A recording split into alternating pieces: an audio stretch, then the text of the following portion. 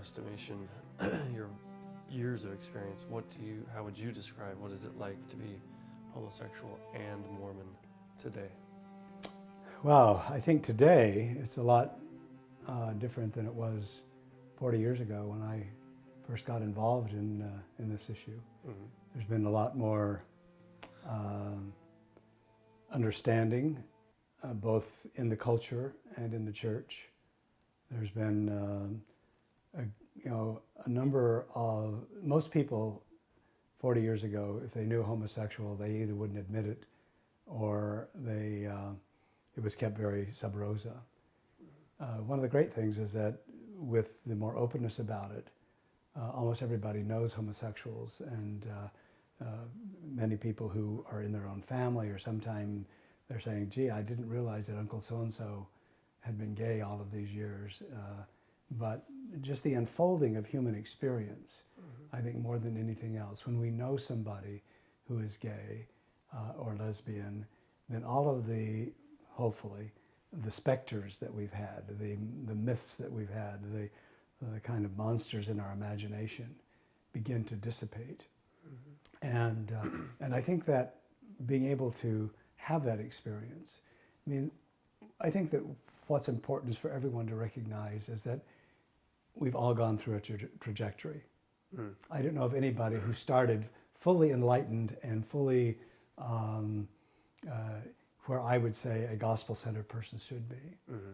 I grew up in a homophobic family, a homophobic community, a series of homophobic congregations. Mm-hmm. I remember my friends talking about going down to the Pike in Long Beach and rolling queers, and that didn't seem, that didn't seem to me, it seemed to me as something that people did. Something to do. Yeah, something to do. But the kind of extreme attitudes toward them were part of what I grew up with. Mm-hmm. I mean, I remember being viscerally responsive to seeing a gay person on the streets of Long Beach. Mm-hmm. And I think because my father was that way, everyone in my culture was.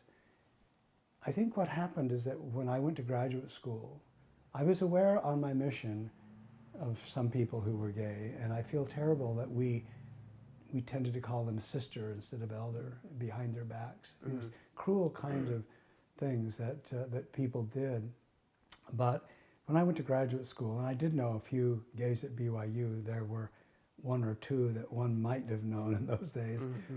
But in graduate school, I had professors and friends and fellow students who were gay, and I still had this, the very strong reaction to it. But I began to put together that those things that I'd been taught were incorrect. Mm. And I began to be uncomfortable with my own rhetoric and my own behavior and the things I said.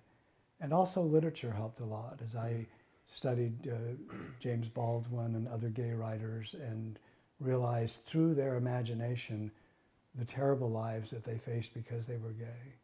So I was able to, my empathy was schooled in those experiences and in the arts. And then when I went to UCLA to teach in 1996, 1966. I was to say. Yeah, right. That was a long time ago. Again, I had graduate assistants who were gay. I had friends and colleagues who were. Mm-hmm. And so I started slowly questioning the premises on which I had these deeply ingrained responses. Yeah. And I was uncomfortable with how I was in relation to that, in relation to what I also felt was my sensibilities as far as the gospel of Jesus Christ were concerned. Right. And that there was a tension there. Mm-hmm. And so I began slowly moving away from those deeply embedded emotional responses and religious attitudes and doctrinal teachings about it. I think that I I really fully came to the place where I am now when I was a bishop of a singles ward in Los Angeles. Mm-hmm. And suddenly it was no longer academic. Yeah.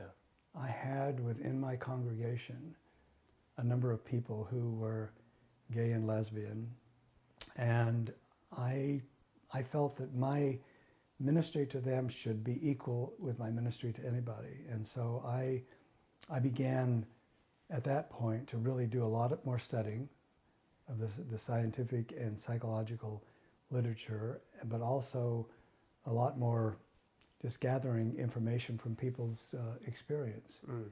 And what I found was that I never found anyone with whom I worked, and what happened is that because I had a more open and friendly and empathetic climate within the ward, a number of gays and lesbians started coming to the ward even from outside the Los Angeles stake. Yeah. And that was certainly interesting to me, because one of the things it taught me was that most Mormons who are gay do not lose their deep affection for and connection to the church. Mm-hmm. Most of them leave out of pain, out of punishment, out of persecution, rather than out of their own choice. Most of them, in fact, recently, it was in the Ben Abbott's play, Questions of the Heart, where he talked about a number of the gay wanting to be there and wanting to sing the songs of Zion, wanting to be part of that community. Mm-hmm. And I sensed that. I sensed as a bishop that those people wanted to be there, and that my task as their pastor, as their minister, was to make a place where they could be there, where they felt safe. That was not judgmental. It wasn't. It was simply to say, here's a place where you can come and be part of who we are. Mm-hmm. And that was a very enriching experience. In fact, I can say that those people taught me more about what it means to be gay and Mormon than all of the things that I had read or any of the things that I had tried to understand. And I very quickly came to the conclusion that no one would choose this unless they were masochistic or something, because the pain and the anguish, the rejection. And so I simply, I had never met and still have not met any homosexual who chose to be gay. Yeah. During those times, I hadn't met any that hadn't tried desperately to change, to accommodate to the heterosexual norm that they felt was the only norm and had been taught was the only norm. And the torturous anguish, but also very faithful and devotional experiences those people went through. I mean, they really did. At the end of Lear, Lear says to Cordelia something to the effect, "Upon the ashes of these sacrifices, we must give some honor." And I really did. I mean, these were among the most faithful and most heroic Latter-day Saints and people I'd ever met. They were trying so hard to be something they weren't, and something they could never be. And so I wrote, the first thing that I published was a little pamphlet called No More Strangers and Foreigners, and it was an address to the heterosexual members of my congregation, and which I was trying to teach them that from what I understood, that from the 25th chapter of Matthew, that if we consider these people the least, and our culture certainly does, then we have to consider them as Christ. And I must say that the congregation was wonderful. They were, they opened up and were very nurturing and very, the fellowship with the gay and lesbians within our congregation was exemplary. So that was really the point at which I think I shed those old prejudices and moved into a place where I felt comfortable, even in a very uncomfortable place within my faith community. Right. Because I felt that whatever anyone else's response was, whatever the church as an institution felt it had to do, whatever other people did, I felt my only response was that which was dictated by the New Testament and by the Book of Mormon. Yeah. And so that really began, I think, what might be called a more active engagement in terms of writing and speaking and thinking about this issue, which I've tried always to do in a respectful way.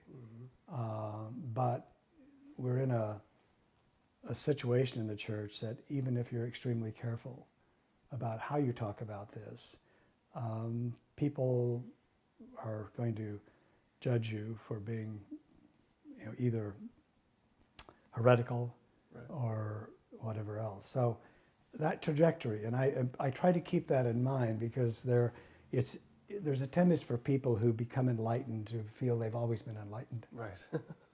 and to condemn people who may not be where they are. And so, it's important for me to remember those roots, and that the long, slow process that I went through, people go through it much quicker now because there's a lot more there to help people go through it. And I'm really grateful that my children and grandchildren are not growing up in the world that I grew up in, either in terms of race or in terms of sexism or in terms of homophobia or all of those other things. And so we do live in a more enlightened age on this and other subjects, and I think it's a blessing that we do. But I think a lot of people have made it possible that we can be here Including yourself. at this more enlightened place. Well, I don't know. I've just been,